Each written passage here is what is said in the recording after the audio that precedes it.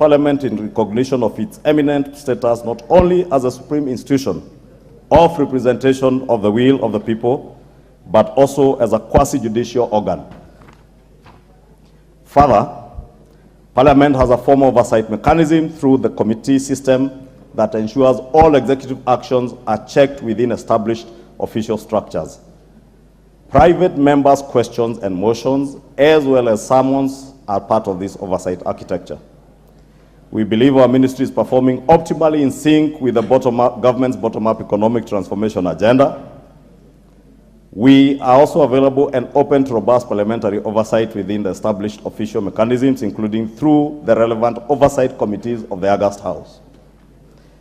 And it is in this context that the ministry writes to inform you, Honorable Speakers, of our readiness and availability to appear before the August Houses to respond to the specific issues raised by the Honorable Kmani Ichungwa, MP, National Assembly, and the Honorable Simon Cherargei, MP, Senate, at the earliest opportunity available as per the calendar of the House.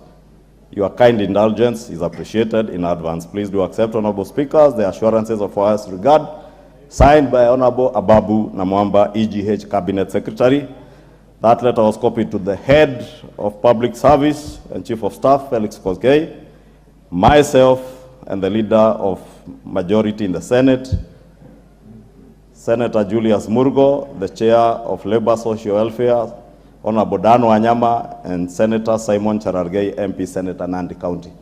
Honorable Speaker, I have chosen to read this letter out because I find it extremely condescending on the House. Extremely condescending. And while I appreciate that the minister has opted to come to the House, he has appeared to the House on invitation by the House, not him inviting himself, as he seems to imply in this letter. Two, Honorable Speaker, even before the minister answers the questions that are before him, we would want him to tell the House which is this hearsay that he alludes to.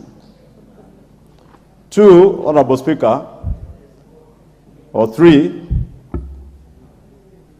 the minister says is available for open, robust parliamentary oversight within the established official mechanisms, including through the relevant oversight committees of the House. In my reading and interpretation of that statement, it seems, Honorable Speaker, that the minister is alluding that he is okay to appear before the committees, relevant committees, but he has a problem with being oversighted by plenary. And it must be on record, Honorable Speaker, neither the Leader of Majority nor any member of Parliament is here serving at the whim of any cabinet secretary. We are here as the people's representatives to oversight cabinet secretaries and officers of government in line with our mandate as espoused in Articles 94 to 96 of our Constitution. Therefore, Honorable Speaker, I found this letter rather condescending to the institution of Parliament. And when a minister says that we are raising issues on hearsay, it is only fair, not to the Leader of Majority or to the Honorable Anjiku Muhia who raised that issue and the other members who spoke to it. And Honorable Speaker, I do not care about what Honorable Cherargei may have said or might have said outside Parliament, whether on Twitter or Facebook or anywhere else. But what is transacted within the plenary of this House, we do so rightfully as members of Parliament who oversight government. And Honorable Speaker, for the record, I want to state it to this minister and all ministers. As Leader of Majority, I do not hold brief for any cabinet secretary. I am hired by the people of Kikuyu and the members of the Kenya Kwanza coalition to lead them as a first amongst equals. But that does not take away my role to oversight anybody. From His Excellency the President, in the executive, all cabinet secretaries, and anybody, whatever cadre you are in the executive, I will hold you to account and I will oversight you. Therefore, Honorable Speaker, I needed that to be made clear for the record, for this cabinet secretary and others, because some may be misguided to believe that as leader of majority, I am here holding brief for cabinet secretaries. When it comes to matters of accountability, I will hold you to account as if I am the leader of minority. I will hold you to account the same way a member of ODM or Wiper would hold you to account, because that is my mandate, Honorable Speaker.